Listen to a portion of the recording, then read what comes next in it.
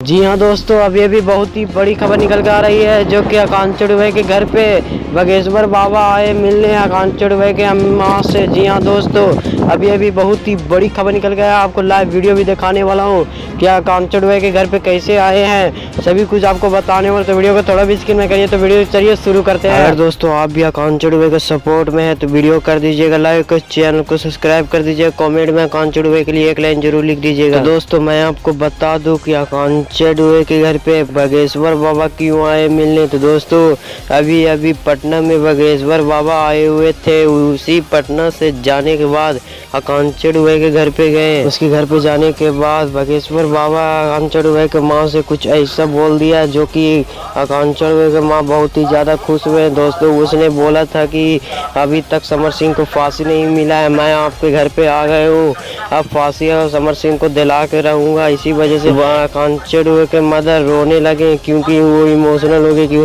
आकांक्षा दुबे को न्याय दिला देंगे बागेश्वर बाबा। तो दोस्तों इसके ऊपर आप क्या बोलना चाहते हैं कमेंट बॉक्स में जरूर बताना। अभी तक वीडियो को लाइक नहीं किए तो वीडियो को लाइक कर दीजिएगा।